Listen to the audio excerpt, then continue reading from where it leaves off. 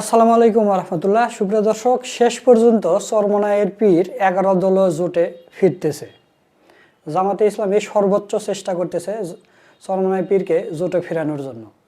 তো আমরা তথ্য পেলাম যে জামাতে ইসলামী নাকি মিটিংয়ে বসেছে, বৈঠকে বসেছে যে চরমনায়কে কিভাবে ফেরানো যায়। হয়তো কিছু আসন কমবাড়া করে হলেও চরমনায় পীরকে 11 দলের জোটে ফেরানো হবে। এর সম্ভাব্য কিছু কারণ আছে। আপনাদের আগের ভিডিওতেও বলেছি যে যেদিন জোট ভেঙে যায়, আনুষ্ঠানিকভাবে ঘোষণা দেয় চরমনায় পীরের পক্ষ থেকে আতাউর রহমান, তো সেদিন কিন্তু চরমনায়ের দুই পীরই ওখানে উপস্থিত ছিলেন না। মুফতি রেজাউল করিম এবং ফয়জুল করিম দুইজনে উপস্থিত ছিলেন না। মুফতি রেজাউল করিম সেই দিন রাতে মন খারাপ করে তিনি বরিশাল চলে যান ঢাকা থেকে, সেটা আপনাদের বলেছি। তো এই কারণে বলতেছি যে জামাতের পক্ষ থেকে সর্বোচ্চ চেষ্টা করা হচ্ছে এবং চরমনায়ের দুই পীরও সেদিন উপস্থিত ছিল না। এই কারণে হয়তো চরমনায় পীর 11 দলীয় জোটে আসতে পারে বা চেষ্টা চলতেছে। আপনারা জানেন যে চরমনায় পীরের 3% ভোট আছে সারা বাংলাদেশ মিলে ছড়িয়ে ছিটিয়ে। তারা যদি 300 আসনেও প্রার্থী দেয়, দেখা যাবে যে তারা একটাও এমপি হতে পারবে না, কোনো আসনও জিততে পারবে না। কেন পারবে না? কারণ তাদের 3% ভোট আছে সারা বাংলাদেশে ছড়িয়ে ছিটিয়ে। যদি হতো যে তাদের নির্দিষ্ট কোনো আসনে এত পরিমাণ ভোট আছে, 3% আছে, তাহলে হয়তো হতো। কিন্তু জামাতে ইসলামের সাথে জোট করলে তখন দেখা যাচ্ছে যে জামাতের, এনসিপির এবং খেলাফত মজলিস, এলডিপি সব জনশক্তি মিলে ভোট দেয়। তখন কিন্তু চরমনায় পীর যদি 45 থেকে 50টা আসনে দাঁড়ায়, 20 থেকে 25টা আসন তারা জিতে আসতে পারবে এবং তারা মন্ত্রণালয়ে কয়েকটা মন্ত্রীও হয়তো পেতে পারে। তো চরমনায়ের যারা বুদ্ধিজীবী আছে, মানে মূর্খ মুরিদদের কথা বলতেছে না, তারা কিন্তু এই বিষয় নিয়ে চিন্তা ভাবনা করেছে এবং শোনা যাচ্ছে যে তারা আবার জোটে ফিরবে। কারণ জামাতে ইসলামী যখন আসন বন্টন করেছে, চরমনায়ের নামে 50টা আসন রেখে দিয়েই তারা আসন বন্টন করেছে। এবং আসিফ মাহমুদ তিনিও বলেছেন যে চরমনায় পীর আসবে, আমরা সে আশাবাদী। এবং জামাতের নেতাকর্মীরাও সংবাদ সম্মেলন করে বলেছে যে আমরাও এখনও আশাবাদী চরমনায় পীর শেষ পর্যন্ত ফিরে আসবে। এবং আজকে নাকি তারা বৈঠকে বসেছে চরমনায় পীরকে কীভাবে ফিরে আনা যায়। তো প্রিয় দর্শক, এ বিষয় নিয়ে গুরুত্বপূর্ণ আলোচনা করছেন আমাদের বড় ভাই মোহাম্মদ সোলাইমান। তো চলুন আমরা তার ভিডিওটা একটু দেখে আসি। চরমনাইকে জোটে ফিরিয়ে আনতে জামাতের চেষ্টা ইতিহাসের পাতায় স্বর্ণাক্ষরে লেখা থাকবে। দর্শক, চরমনাই জামাত জোট থেকে বের হয়ে গেছে।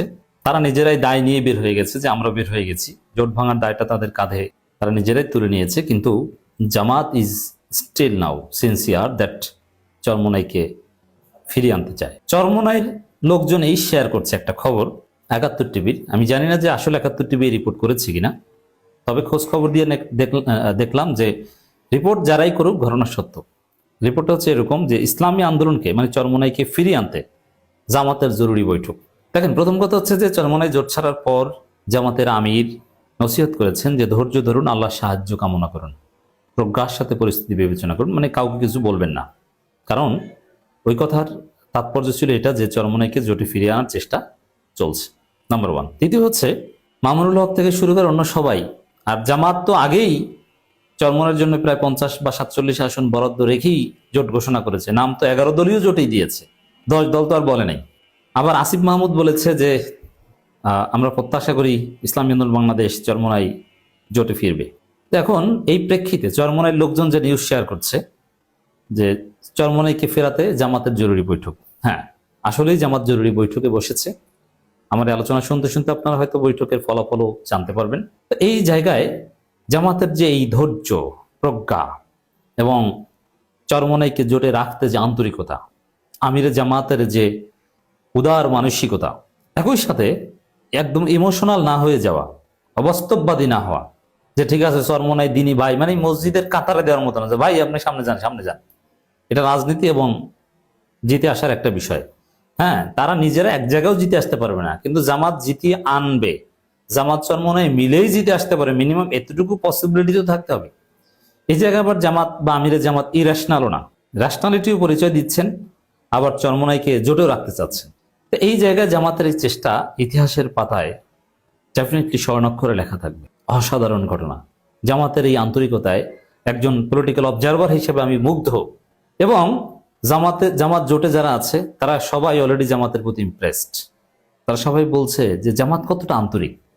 কর্নেল অলির বিরুদ্ধে কেউ মিথ্যা মামলা করে, জামাত কর্নেল অলির জীবনের যত গুণাবলী আছে সব অ্যাজেক্টিভ তার নামের পেছনে দিয়ে আনুষ্ঠানিক স্টেটমেন্ট দেয় এবং জামাতের লোকজন সেটা প্রচার করে।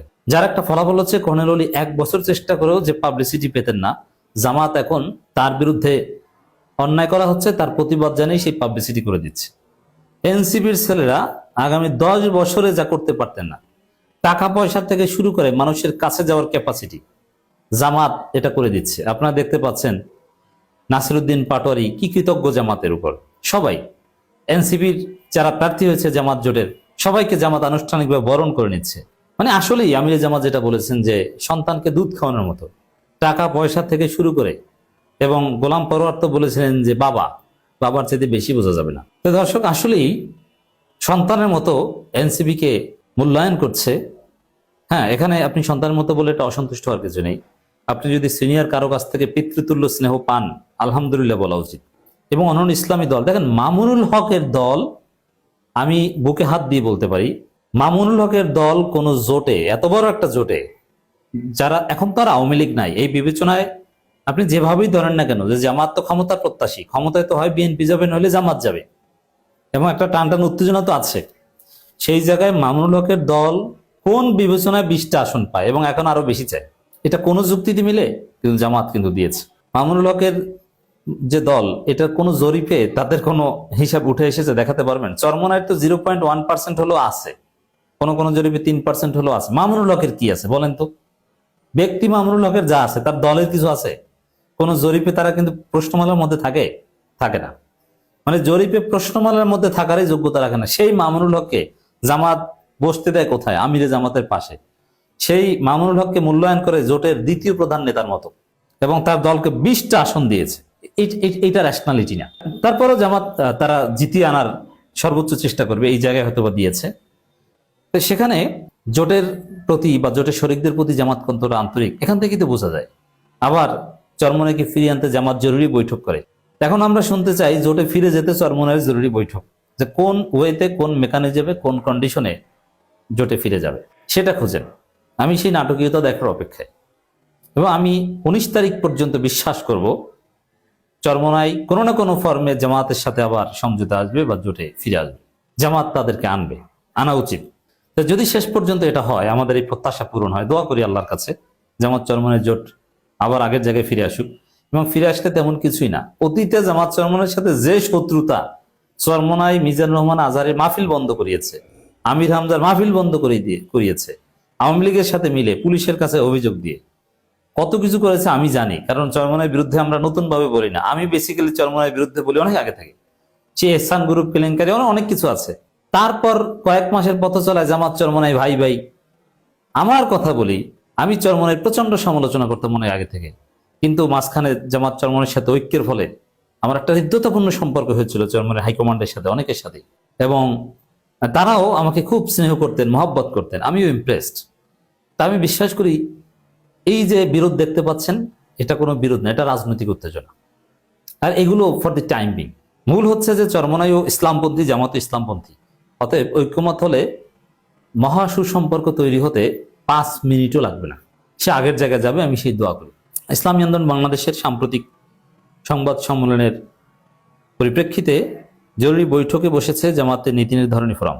তবে আসন সমঝোতায় ফাঁকা রাখা 47টি আসনের বিষয়ে তাৎক্ষণিকভাবে কোনো সিদ্ধান্ত চালানো হবে না বলে জানিয়েছে জামাত সহ 10 দল। কেন? ওই যে মানে 20 তারিখ পর্যন্ত অপেক্ষা করবে চরমনাইয়ের জন্য। এই জন্য ওই যে চরমনাইয়ের জন্য যা বরাদ্দ রাখা হয়েছে ওটা এখনই আমরা ভাগযোগ করে খাই না, এটা না, 20 তারিখ পর্যন্ত অপেক্ষা করা হবে। কিন্তু সিদ্ধান্ত হয়তো বা 18 তারিখ রাতেই হয়ে যাবে। এতে নির্বাহী পরিষদের সদস্যরা পাশাপাশি আসন সমঝোতার দায়িত্বে থাকা নেতারা অংশ নেবেন। বৈঠক শেষে 10 দলের লিয়াজু কমিটি পৃথক বৈঠকের কথাও রয়েছে। এর মানে শুধু জামাত একা না, প্রথমে জামাত, তারপরে পুরো 10 দল মিলে চরমনাইকে জোটে ফিরিয়ে আনার সর্বোচ্চ চেষ্টা করে যাচ্ছে। মামুনুল হক, এমনকি এনসিপি কে নিয়ে তো ব্যাপক আপত্তি, অথচ এনসিপির সাথে আগে ভালো সম্পর্ক ছিল, কিন্তু এনসিপি চরমনাইয়ের চেয়ে গুরুত্বপূর্ণ হয়ে গেছে বিভিন্ন জায়গায়, এ কারণে তারা সহ্য করতে পারছে না। সেই জায়গায় এনসিপিও খুব আন্তরিক চরমোনাইকে জোটে ফিরিয়ে আনতে। সুপ্রিয় দর্শক, আপনারা সোলাইমান ভাইয়ের ভিডিওটা দেখলেন, তো আপনাদের কাছে কি মনে হয় চরমোনাই পীর কি জোটে ফিরে আসবে নাকি একা একই নির্বাচন করবে? অবশ্যই আপনাদের মূল্যবান মতামত কমেন্ট করে জানিয়ে দেবেন। ভিডিওটা ভালো লাগলে শেয়ার করবেন। সকলকে ধন্যবাদ। আসসালামু আলাইকুম ওয়া রাহমাতুল্লাহ।